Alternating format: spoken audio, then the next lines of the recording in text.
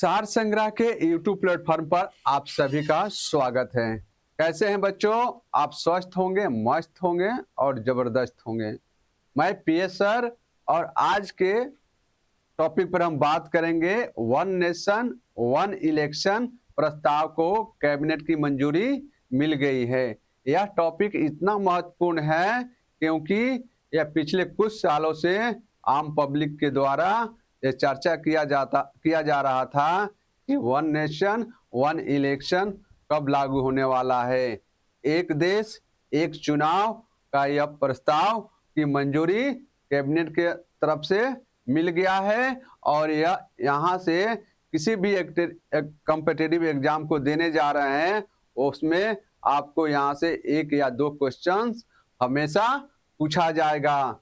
तो आप सभी इसे ध्यानपूर्वक अध्ययन करेंगे। इससे पहले हमारे चैनल को लाइक कर दीजिए, सब्सक्राइब कर दीजिए और अधिक से अधिक इसे शेयर कर दीजिए।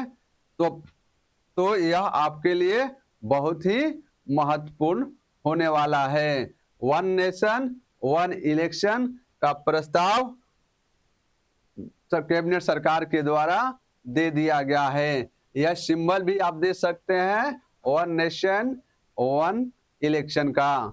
तो आज का क्लास इसलिए मस्त होने जा रहा है कि यह टॉपिक भारत भर में चर्चा का विषय हुआ है और अधिकांश व्यक्तियों के द्वारा बात किया जा रहा है कि अगर ये लागू हो जाएगा तो क्या होगा और नहीं लागू होगा तो क्या होगा। और विपक्षी पार्टियों के द्वारा इसका जबरदस्त विरोध भी किया जा रहा है। तो यह दोनों पार्टियों के बीच इस मुद्दे पर डिबेट भी हो रहा है। तो बात करते हैं अब वन नेशन वन इलेक्शन। ठीक है बच्चों, वन नेशन वन इलेक्शन यानी एक देश और एक चुनाव। ठीक है, और इसका प्रस्ताव किसके द्वारा पास किया गया है बच्चों? तो इसका प्रस्ताव भारत के कैबिनेट मंत्रालय के द्वारा मंजूरी इसे दे दिया गया है। किसके द्वारा दिया गया है बच्चों?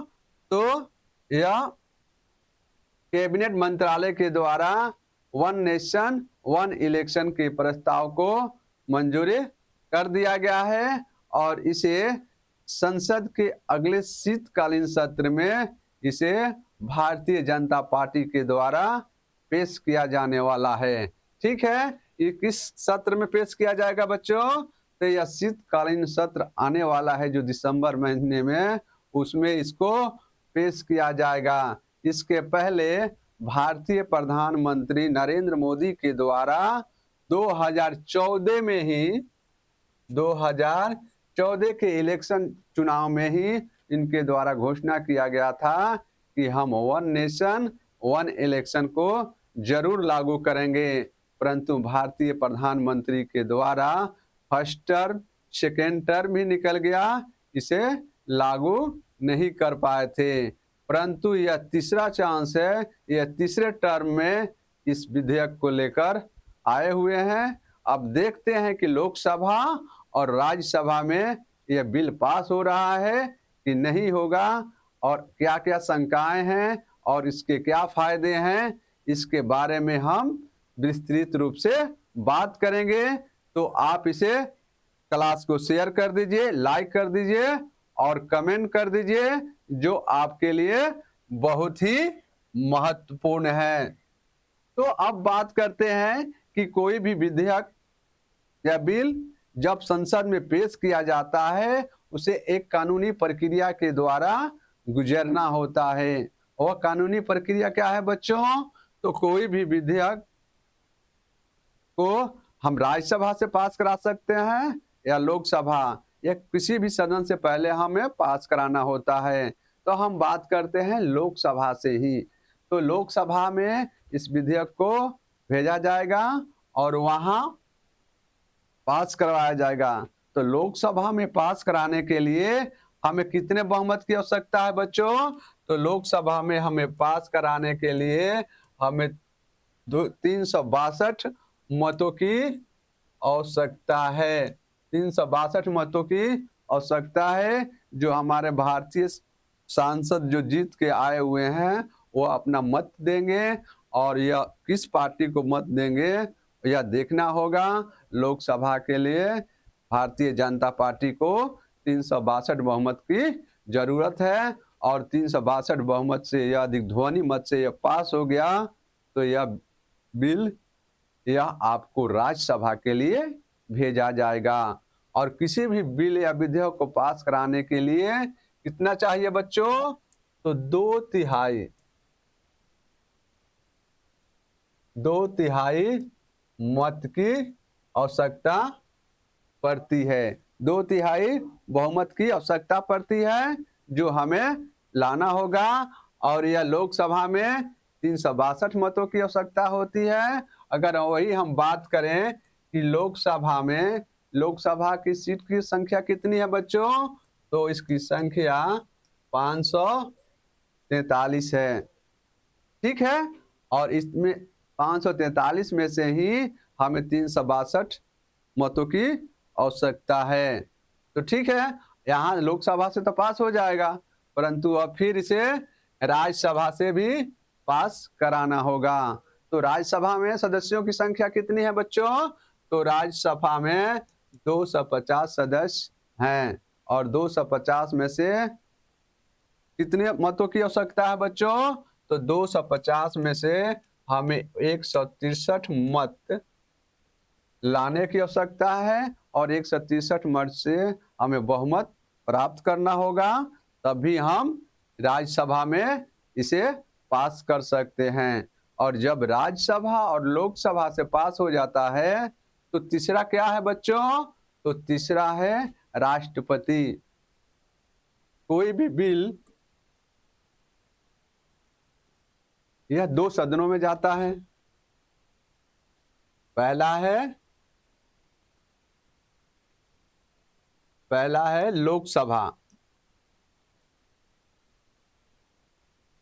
लोकसभा से गुजरना पड़ेगा, और दूसरा है राज्यसभा।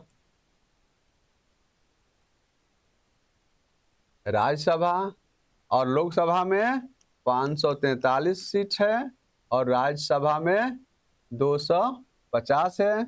और जब यह दोनों सदनों से पास हो जाएगा तो उसके बाद राष्ट्रपति के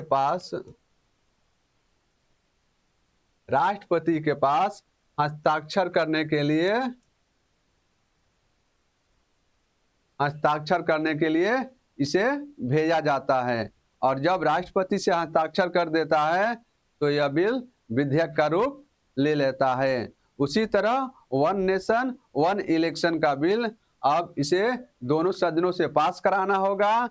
यह बीजेपी की बहुत ही जिम्मेवारी है कि इसे कैसे पास करवा रही है, क्योंकि जब तक ये दोनों विधेयक दोनों सदनों से पास नहीं होगा तो यह बिल पास नहीं माना जाएगा। अगर ये दोनों बिल से पास भी हो जाए और राष्ट्रपति अगर चाहें तो इसे रोक सकते हैं, और इस पर पुनर्विचार के लिए इसे वापस कर सकते हैं। तो यह राष्ट्रपति के यह अधिकार है, और राष्ट्रपति जब साइन कर देता है किसी भी विधेयक पर तो यह एक कानून के रूप ले लेता है। तो यह इतने प्रोसीजर हैं जो किसी भी विधेयक को कानून बनने में यह समय लगता है। वहीं हम बात करते हैं तो यह लोकसभा, राज्यसभा और विधानसभा से भी पास करवाना होगा।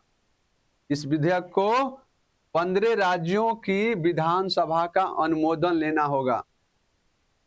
ठीक है, यह 15 राज्यों के विधानसभा का अनुमोदन लेना होगा, तभी यह बिल पास होगा।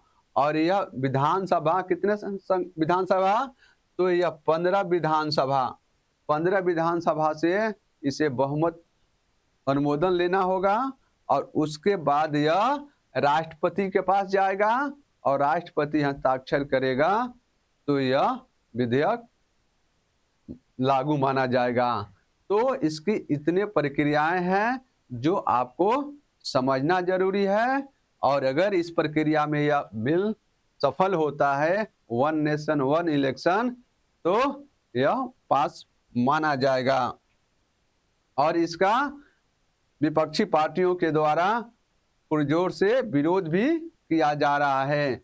अब बात करते हैं कि इस समिति का गठन कब किया गया था बच्चों। इसको लागू करने के लिए, इसके बारे में सलाह जानने के लिए एक कमेटी गठित की गई है भारत सरकार के द्वारा। और कब गठित किया गया था बच्चों, तो यह 2 सितंबर 2023 ईस्वी को इस समिति का गठन किया गया है।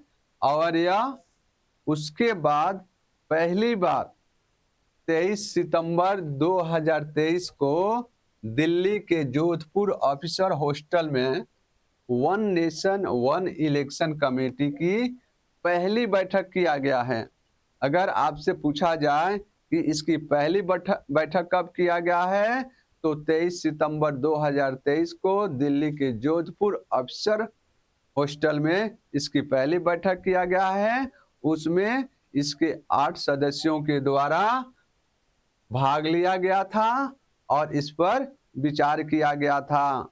और इसके अलावा 8 सदस्यों के अलावा एक अन्य सदस्य हैं अर्जुन राम मेघवाल। अर्जुन राम मेघवाल इस कमेटी के स्पेशल मेंबर के रूप में इन्हें शामिल किया गया था। जब भी कमेटी गठित किया जाता है उसके स्पेशल मेंबर होते हैं, उसी रूप में अर्जुन राम मेघवाल को इसमें शामिल किया गया था। तो यह समिति के गठन के बारे में भी आपको जानना महत्वपूर्ण है। अब बात करते हैं कि इस समिति में कौन कौन से सदस्य हैं बच्चों। तो यहां से क्वेश्चंस आपको एग्जाम में जरूर पूछा जाएगा, क्योंकि इस समिति में कितने सदस्य हैं, तो 8 सदस्य हैं। और इसमें एक अध्यक्ष होंगे, एक अध्यक्ष होगा और 7 अन्य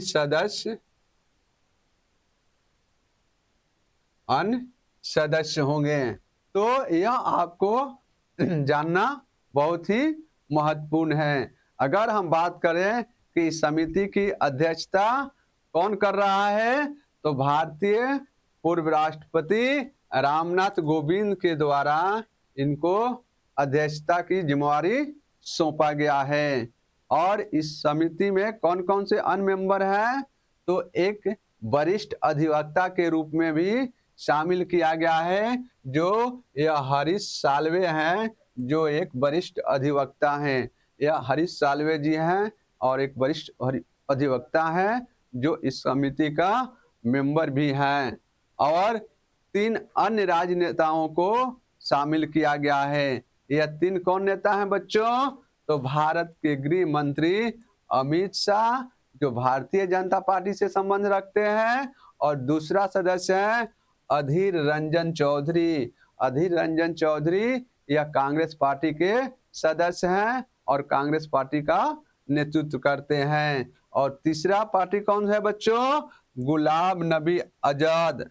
यह डीपीए पार्टी के मेंबर हैं, जिन्हें इस कमेटी में शामिल किया गया है। अब बात करते हैं कि एक अध्यक्ष हो गया, एक वकील हो गया और 3 राष्ट्रीय नेता हो गए, और 3 इसमें पूर्व अधिकारी को भी शामिल किया गया है।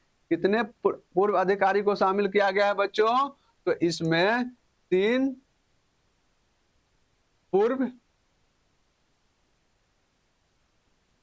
पूर्व अधिकारी को इसमें शामिल किया गया है। यह कौन कौन से पूर्व अधिकारी हैं बच्चों, तो यह एनके सिंह पूर्व अधिकारी हैं और ये 15वें वित्त आयोग के पूर्व अध्यक्ष के रूप में भी कार्य कर चुके हैं। एनके सिंह बहुत ही महत्वपूर्ण फेमस व्यक्ति हैं, जो 15वें वित्त आयोग के अध्यक्ष के रूप में इनके द्वारा कार्य किया गया है। दूसरा व्यक्ति है डॉक्टर सुभाष कश्यप। डॉक्टर सुभाष कश्यप को भी शामिल किया गया है और यह लोकसभा के पूर्व महासचिव के पद पर इनके द्वारा कार्य किया गया है। और तीसरा पूर्व अधिकारी कौन है? तो संजय कोठारी। संजय कोठारी कौन है बच्चों? तो यह पूर्व मुख्य सतर्कता आयुक्त, पूर्व मुख्य सतर्कता आयुक्त के पद पर संजय कोठारी के द्वारा कार्य किया गया है। तो यह समिति के इन सारे सदस्यों के बारे में मैंने आपको बता दिया है, जो आपको इनका नाम याद करके रखना होगा, क्योंकि यहीं से क्वेश्चन आपको पूछे जाएंगे। एक क्वेश्चन पहला बनेगा कि समिति के अध्यक्ष कौन है? तो रामनाथ कोविंद। और इस समिति में कितने सदस्यों को शामिल किया गया है बच्चों? तो एक अध्यक्ष और 7 अन्य सदस्यों को शामिल किया गया है। वही पूछ लिया जाएगा कि वरिष्ठ अधिवक्ता के रूप में इस समिति में किसको शामिल किया गया है? तो हरीश साल्वे को वरिष्ठ अधिवक्ता के रूप में शामिल किया गया है। यह दूसरा क्वेश्चन पूछा बन सकता है। और अन्य क्वेश्चन पूछा जा सकता है कि कितने पूर्व अधिकारी को इस समिति का सदस्य बनाया गया है? तो इसमें 3 पूर्व अधिकारी को इस समिति का अध्यक्ष बनाया गया है। पहला है एनके सिंह, दूसरा है सुभाष कश्यप और तीसरे हैं संजय कोठारी। तो यह 3 ऐसे नाम हैं जो आपको याद करके रखना होगा और यह बहुत ही महत्वपूर्ण है। अब बात करते हैं next one nation one election के रिपोर्ट के बारे में।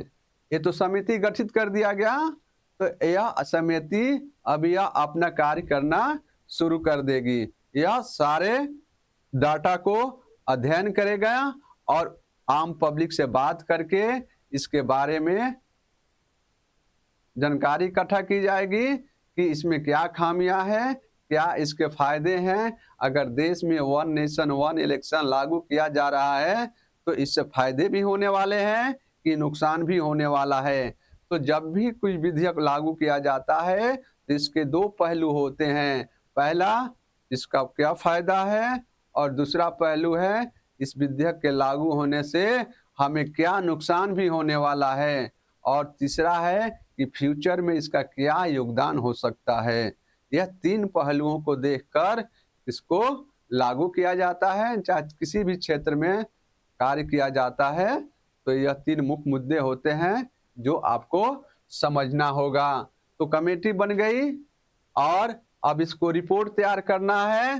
तो यह कमेटी रिपोर्ट तैयार करेगी और रिपोर्ट किस आधार पर तैयार करेगी? तो यह अन्य देशों के साक्ष्यों का अध्ययन कर कर उसके बारे में सही क्या है गलत क्या है उसके बाद यह रिपोर्ट तैयार करेगी। तो यह समिति 7 देशों के संविधान का अध्ययन किया हुआ है। कितने देशों के बच्चों? तो यह 7 देशों का संविधान का इन्होंने अध्ययन किया है और उसी के आधार पर वन नेशन वन इलेक्शन का कंसेप्ट लेकर भारत सरकार के सामने पेश किया हुआ है। यह 7 देश यह चुनाव प्रक्रियाओं का अध्ययन करेंगे। इन 7 देशों में चुनाव प्रक्रिया की क्या क्या नियम है, क्या क्या रूल है और क्या फायदे हैं और क्या नुकसान है, इसको अध्ययन करेंगे। तो यह 7 देश कौन से हैं बच्चों? तो यह 7 देश हैं स्वीडन, जर्मनी, बेल्जियम, दक्षिण अफ्रीका, इंडोनेशिया, जापान और फिलीपींस। यह 7 देशों का इन्होंने संविधान का और चुनाव प्रक्रिया का अध्ययन किया है। उसके बाद यह अपना रिपोर्ट भारत सरकार को सौंपेंगे। उसके बाद रिपोर्ट तो तैयार किए हैं, संविधान पढ़ लिए हैं। उसके बाद राजनीतिक पार्टियों से भी इन्होंने संपर्क किया कि यह वन नेशन वन इलेक्शन क्या यह सही है या गलत है। तो उन्होंने राजनीतिक पार्टियों से जब बात किया तो 62 राजनीतिक पार्टियां ऐसी हैं जिन्होंने संपर्क किया है। टोटल 62 पार्टियों से यह समिति संपर्क की है और वन नेशन वन इलेक्शन के बारे में इन पार्टियों से चर्चा किया है। तो उन्होंने 62 में से 32 पार्टियां एक देश एक चुनाव का, वन नेशन वन इलेक्शन का समर्थन किया हुआ है। क्या किया है बच्चों? 32 पार्टियों ने इसका समर्थन किया है और 15 पार्टियों ने इसका विरोध किया है। कितने पार्टियों ने इसका विरोध किया है? 15 पार्टियों ने इसका विरोध किया है और 15 ऐसी पार्टियां हैं जिन्होंने ना विरोध किया है और ना ही इसका समर्थन किया है। वह ना पॉजिटिव है ना निगेटिव है, वह चुप है। तो इसका मतलब है कि वह चाह भी रहे हैं और न भी चाह रहे हैं और अपने राजनीतिक फायदे के बारे में वह सोच रहे हैं।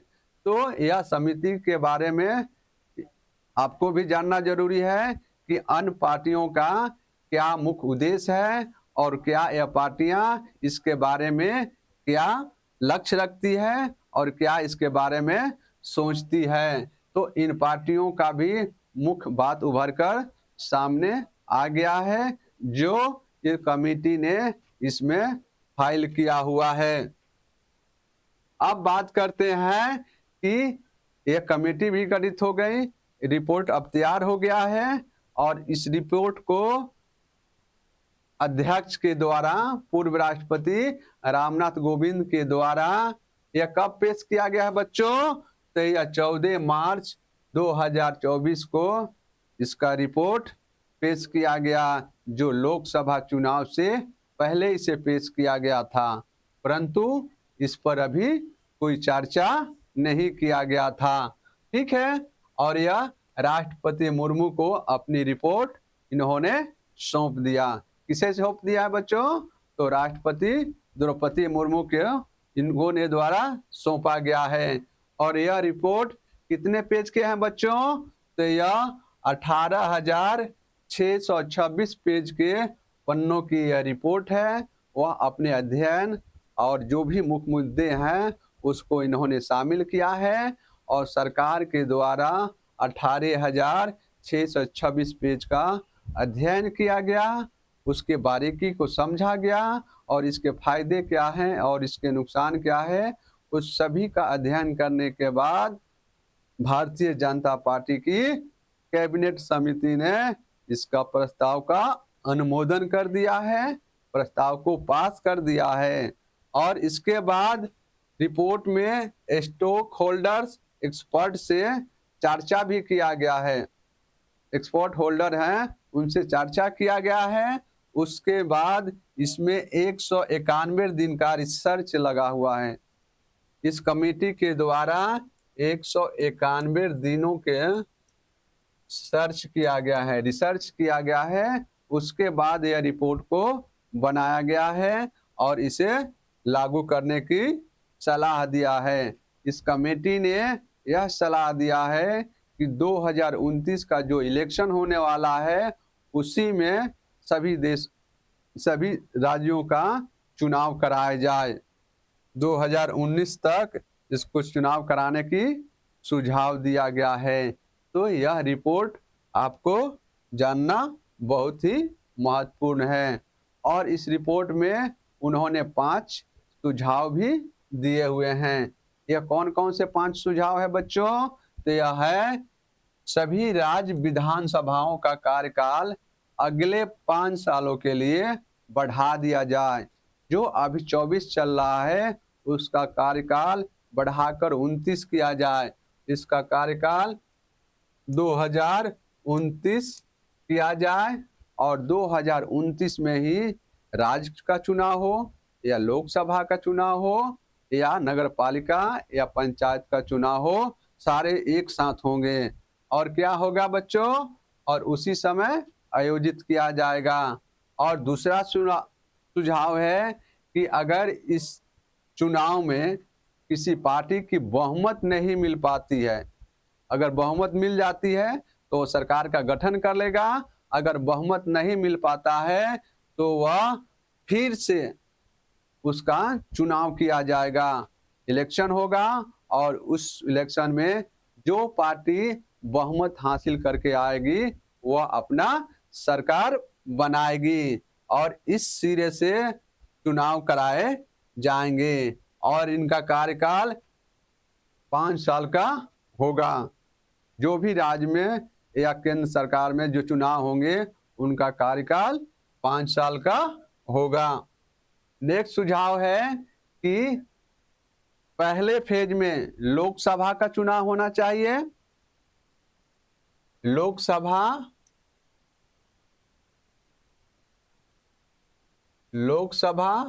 प्लस विधानसभा, लोकसभा और विधानसभा का पहले फेज में चुनाव होना चाहिए और दूसरा फेज 100 दिन के अंदर या लोकल बॉडी या नगर निगम,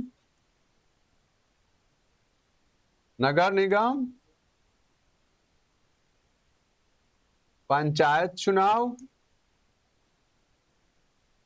या अवार्ड का जो चुनाव होता है, पंचायत में जो भी चुनाव होते हैं, यह दूसरे फेज में कराने के लिए इस समिति ने रिपोर्ट में सलाह दिया है। और चौथा सलाह क्या दिया है कि यह चुनाव लोकसभा का हो, लोकसभा और विधानसभा और स्थानीय निकायों का जब चुनाव कराया जाए तो चुनाव आयोग के द्वारा एक कार्ड जारी किया जाए, क्योंकि प्रत्येक राज्य में अलग अलग चुनाव आयोग आयोजित करता था पहले, अब उसको एक कार्ड दिया जाएगा और एक ही कार्ड के आधार पर वो अपना मत डाल सकता है और किसी भी पार्टी को मत दे सकता है।